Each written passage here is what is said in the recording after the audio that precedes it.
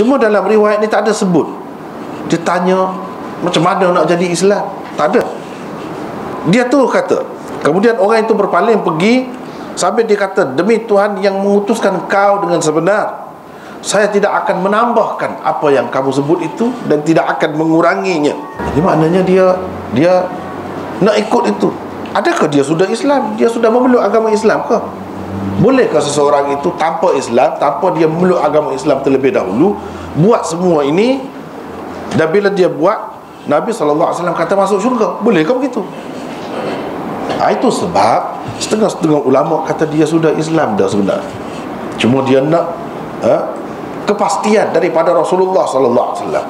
Dia sudah Islam dah. Dia nak kepastian daripada Rasulullah SAW sahaja dia pergi ni. Dengan sebab itu Nabi SAW tak sebut pun tentang mengucap terlebih dahulu, padahal ia adalah rukun Islam. Yang disebut ini semua rukun Islam, sebab dia tu sudah Islam. Tapi ada yang mengatakan tidak jelas. Kalau seseorang tu kata begini, kira-kiranya adalah tu ceritanya dia mengucap dahulu. Ada dalam riwayat-riwayat yang lain sebut dia mengucap. Jadi macam mana nak masuk Islam?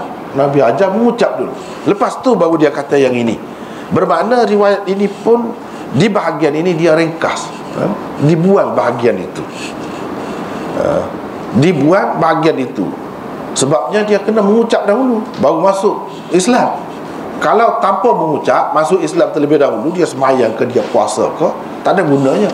Tak jadi, tak akan masuk syurga juga. Sebab terlebih dahulu kena mengucap. Tapi setengah-setengah ulama mengatakan ini salah satu dalil yang menunjukkan bahawa untuk seseorang itu Islam, walaupun kemudiannya dikehendaki dia mengucap, tetapi di peringkat awal tu dia dengan Allah sudah memadai dah. Walaupun dia tidak mengucap lagi, dia sudah dikira Islam dah. Katakanlah seorang kafir, dia tak tahu macam mana cara nak masuk Islam, tapi dia tertarik dengan Islam. Dia sudah fikir, sudah puas hati dah, dia sudah terima dah kira-kiranya Islam. Cuma dia tak mengucap saja. Kalau mati dalam keadaan itu macam mana? Kalau mati dalam keadaan itu macam mana? Ada dalam hadis-hadis disebutkan, dalam perang sahabat-sahabat tanya, macam mana kalau seseorang itu mengucap, dia kata la ilaha illallah, atau dia menyatakan dia Islam, bolehkah kita bunuh? Nabi SAW kata tak boleh. Setengah-setengahnya menyebutkan dia kata mengucap, setengah-setengah mengatakan tidak mengucap, tak penuh, dia kata la ilaha illallah saja. Setengah-setengahnya mengatakan tidak, dalam hadis tersebut dia kata saya Muslim saja. Dia tak mengucap pun, dia tak tahu mengucap, tapi kira-kiranya dia sudah menerima untuk jadi Muslim. Sekiranya dia tahu itu syarat, dia akan mengucap pun. Tapi dalam keadaan dia ni dalam keadaan nak cepat, gopoh-gopoh nak menyelamatkan diri dia, dia hanya kata saya Muslim saja. Jadi tak jadilah orang Islam tu bunuh dia. Atau boleh kita bunuh dengan sebab dia tak mengucap. Mana kita tahu dia tidak nak mengucap? Mana kita tahu? Boleh jadi dalam keadaan ketakutan gitu, dia hanya tahu orang Islam ni kalau sama Islam, dia tak boleh bunuh. Jadi dia pun kata begitu. Bolehkah kita bunuh? Tak boleh.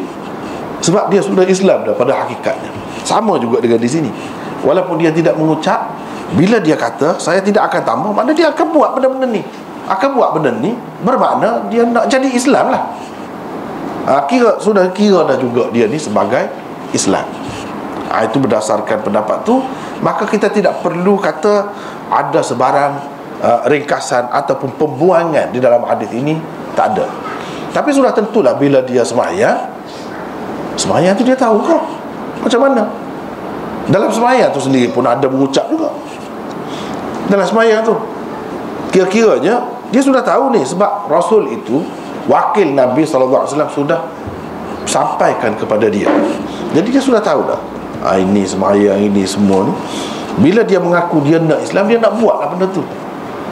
Jadi seperti kalau dalam perang, bila orang tu mengaku dia kata dia Islam, Kita tak boleh bunuh dah.